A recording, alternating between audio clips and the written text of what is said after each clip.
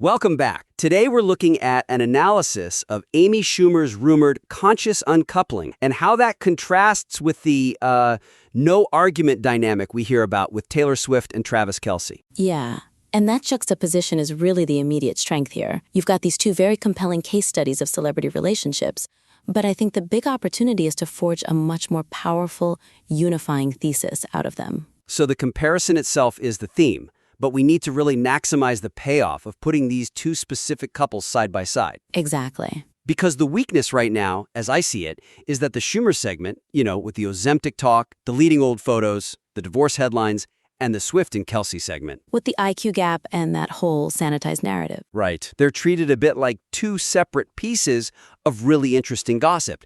And because of that, the overall analytical punch gets a little diluted. They're sort of orbiting each other, but they don't crash into each other to create that single big insight. A reader finishes it feeling like they just read two different reports. Okay, so what's the suggestion? How do we fix that? I think it's a foundational fix. The entire analysis should be structured around one single overarching theme that connects both couples. Something like how external status changes, whether it's physique, wealth, or fame, fundamentally redefine a relationship's stability and value in the public eye. That framework immediately elevates it, right? It moves it from just commentary on gossip to, well, applied social analysis. Are we basically saying that for the public, celebrity love is now just asset management? Precisely. And you have to frame the comparison directly to support that idea. How so? You contrast how Schumer's huge personal status upgrade allegedly destroyed her marriage because her individual market value just shifted so dramatically. And you put that right against how Swift and Kelce's massive joint status demands this public performance of total stability. That's where the never-argued claim fits in. I like that. So status change can be destructive in one direction for Schumer, but it's prescriptive in the other for Swift and Kelce. It makes the whole analysis feel more complete. It does. So what are some concrete ways to, weave that comparison through the whole piece, not just in the intro? You have to keep a parallel structure in every section. For example,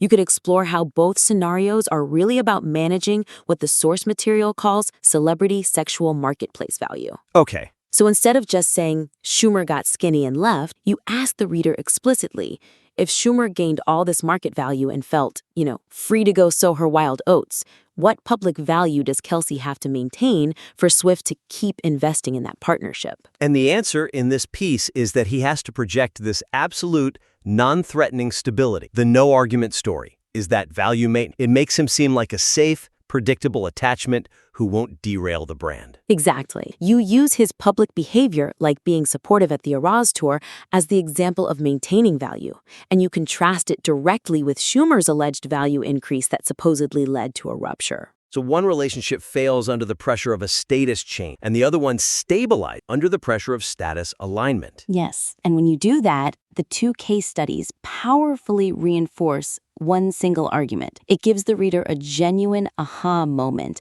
instead of just, a summary of two different news cycles. Okay, let's move into the second point of feedback. We can pivot from that structural fix to the tone and the style. The commentary is definitely sharp, it's provocative, but it does lean pretty heavily into this highly personalized, cynical speculation. And that limits its depth as social commentary. Right. It's a really crucial distinction to make. The material often ends up, assessing the individual's character flaws instead of analyzing the systemic pressures they're under.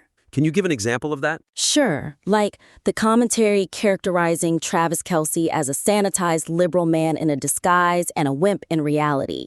Or the speculation that Amy Schumer's issues only became non-negotiable once she got skinny because of her huge ego. I see the appeal of those phrases for sure. They're visceral, they grab you, but for a piece that's aiming for a more sophisticated analysis, they do risk making the author sound more judgmental than, say, investigative. And the way to fix that is to shift the focus. Move away from personal motivation, like who they are or what they feel, and move towards the systemic celebrity culture mechanics.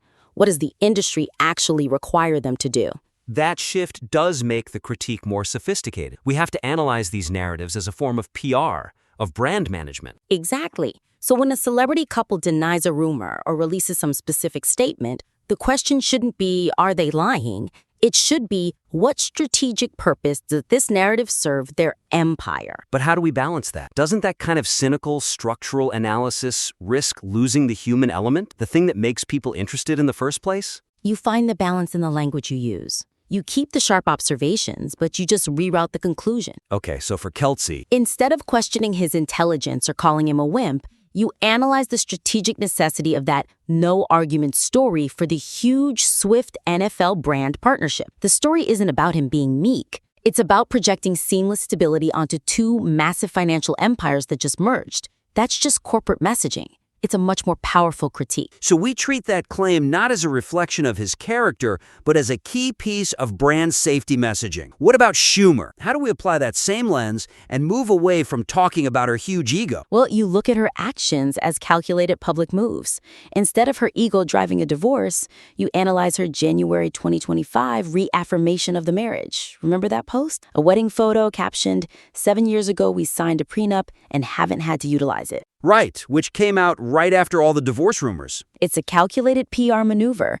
That post was designed to directly counter those headlines. Her statement is a tactical piece of media strategy. It's meant to control the narrative, not necessarily be some personal declaration of eternal love. Focusing on the PR function behind the denial, or the affirmation in this case, is a much more useful way to engage with this stuff. It lets the writer keep that provocative edge while also showing real insight into media management. It elevates the discussion instantly.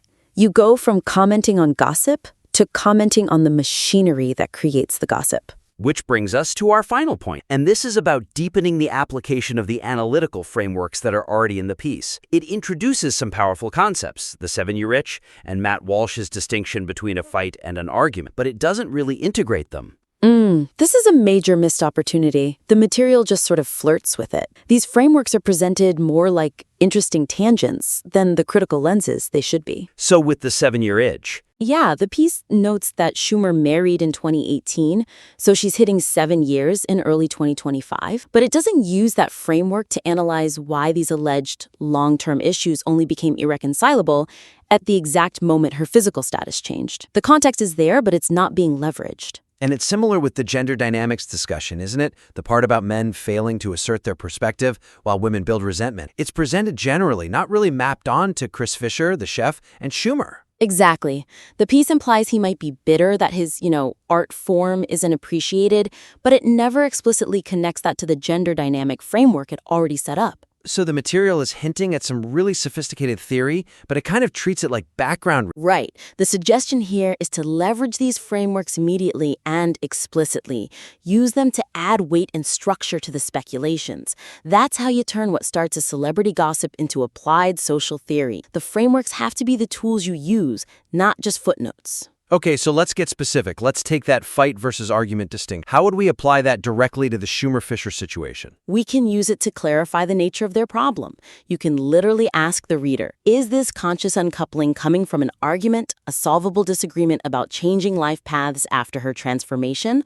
Or is it a fight? Is it emotional pain, maybe driven by the strain on a professional chef whose wife is on Ozempic and fundamentally changing her relationship with food?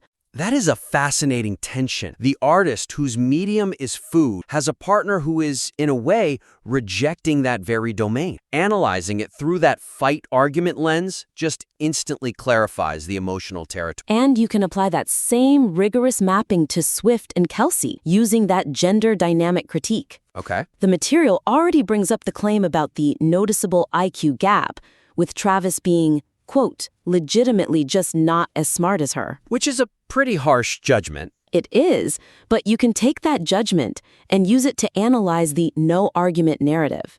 You ask, if that gap exists, is the absence of arguments actually an instance where Kelce simply never asserts his perspective and lets himself get trampled, fitting that dynamic where the man just avoids conflict to keep the peace? That's brilliant. It takes what could be seen as a cynical, personal jab about his intelligence and ties it directly back to the analytical framework. It gives it weight and structure. That perceived weakness suddenly becomes a key piece of evidence. The lack of conflict becomes the proof of the framework. And that is the goal. You make the existing frameworks do the heavy lifting.